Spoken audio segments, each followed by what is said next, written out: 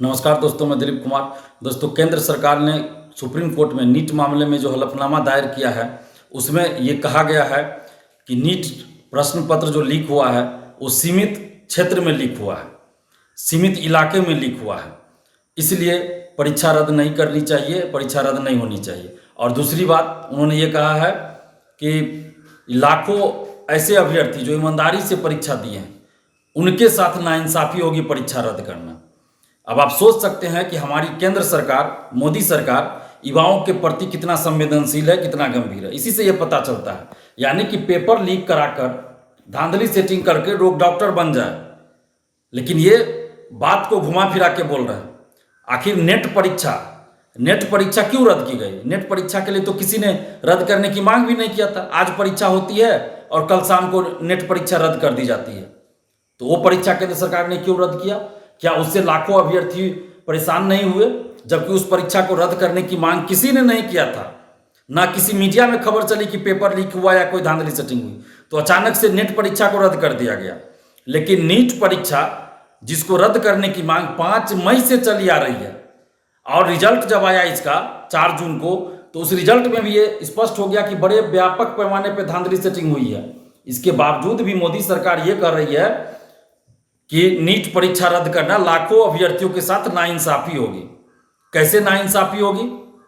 जब पेपर ही लीक हुआ तो फिर उस परीक्षा का क्या मतलब, उस रिजल्ट का क्या मतलब? और अभ्यर्थी ही मांग कर रहे हैं नीट परीक्षा रद्द करने की और दोबारा नीट कराने की, यानी रीनीट कराने की मांग अभ्यर्थी ही कर रहे हैं। जो 23 लाख अभ्यर्थी हैं नीट के, वही लोग मांग कर रहे हैं।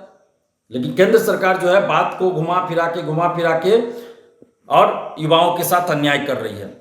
ऐसा करके मोदी सरकार पेपर लीक में संलिप्त रहने वाले लोगों को, परीक्षा माफियाओं का मनोबल बढ़ा रही है। ऐसा सरकार को नहीं करना चाहिए, बिल्कुल नहीं करना चाहिए, क्योंकि ये देश के 23 लाख नीट अभ्यर्थियों से ही जुड़ा मामला नहीं है, बल्कि देश के 140 करोड़ आम जनता के स्वास्थ्य और उनकी जिंदगी से जुड़ा मामला है। क्योंकि ये जो फर्जीवाड़ा करके डॉक्टर बनेंगे, ये लोग क्या इलाज करेंगे?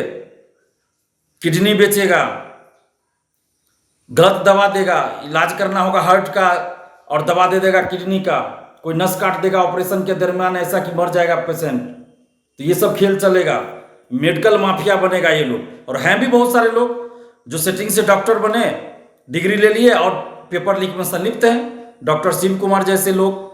तो जब तक बड़े बड़े शिक्षा माफियाओं, परीक्षा माफियाओं पर कठोर कार्रवाई नहीं की जाएगी, सिकंदर यादवेंदु, संजीव मुखिया, डॉक्टर शिव कुमार जैसे लोगों पर कठोर कार्रवाई नहीं की जाएगी और इन लोगों को राजनीतिक संरक्षण देना जब तक बंद नहीं होगा, तब तक पेपर लीक, धांधली सेटिंग नहीं रुकेगा। और जब किसी परीक्षा का पेपर लीक हो तो सबसे पहले उस परीक्षा को रद्द करना चाहिए। बिहार में तो कई परीक्षा का पेपर लीक हुआ, उसके बाद परीक्षा रद्द हुई। तो केंद्र सरकार को, मोदी सरकार को परीक्षा रद्द करने में क्या दिक्कत हो रही है? ये 1000 करोड़ से ज्यादा का स्कैम हुआ है और इसमें बड़े बड़े नेता शामिल है। ये सिर्फ बिहार से जुड़ा मामला नहीं है, बिहार के अलावा झारखंड, गुजरात, राजस्थान, हरियाणा और भी कुछ अन्य राज्यों से जुड़ा मामला है। और बड़े बड़े नेताओं का संरक्षण प्राप्त है। जो बड़े बड़े सेटर हैं, ये बहुत सारे नेताओं को पैसा पहुंचाए हैं और यही वजह है कि केंद्र सरकार परीक्षा रद्द नहीं कर रही। क्योंकि जैसे ही परीक्षा रद्द होगी तो इन सब का पैसा जो लिया हुआ है वापस करना पड़ेगा।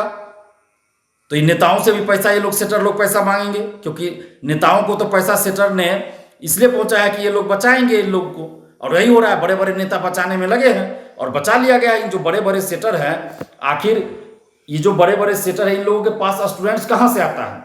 इस बात की भी जांच होनी चाहिए ना। कौन कौन कोचिंग शिक्षक है जो ये ऐसे लोगों को स्टूडेंट्स देते हैं और उसके बदले में कमीशन लेते हैं?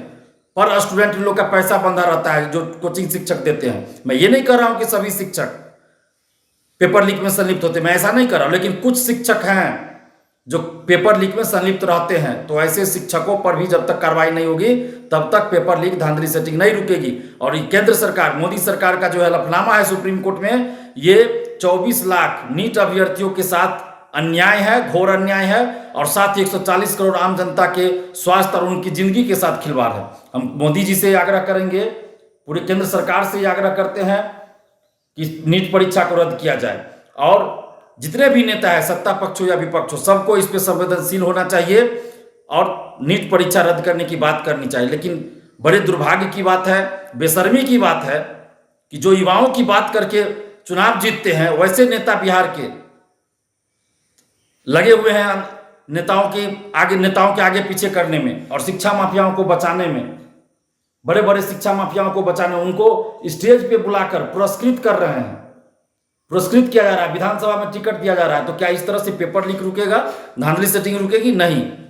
जब तक राजनीतिक संरक्षण बंद नहीं होगा और इन सभी शिक्षा माफियाओं, बड़े बड़े जो भी हो, कोचिंग शिक्षक हो, बड़ा सेक्टर हो, सब पे कठोर कार्रवाई नहीं की जाएगी, तब तक पेपर लीक नहीं रुकेगा। और मोदी जी जो नया कानून लगाने का ढोंग, नया कानून लागू करने का ढोंग रच रहे हैं, तो इनका पोल खुल गया है। अब ये नया कानून और कठोर कानून आप क्या बोल रहे हैं? जब आप पेपर लीक को मान ही नहीं रहे हैं और बड़े बड़े शिक्षा माफियाओं को आप बचा रहे हैं, तो फिर ये नए कानून का क्या होगा? कुछ नहीं होगा नया कानून बनाने से। आप नया कानून बना दीजिए और अपराध को मानवे नहीं कीजिए, अपराध में संलिप्त बड़े लोगों को आप पकड़िए ही नहीं, उसको बचा लीजिए। तो फिर नया कानून या कठोर कानून बनाने का कोई फायदा नहीं है मोदी जी। तो आपका जो ये दिखावा है वो सामने आ रहा है। अगर आप दिखावा नहीं कर रहे हैं मोदी जी, तो नीट परीक्षा को रद्द कीजिए, फिर से नीट करवाइए और जो भी इसमें बड़े बड़े सेटर हैं, शिक्षक हैं, नेता हैं, सब पे कठोर कार्रवाई कीजिए।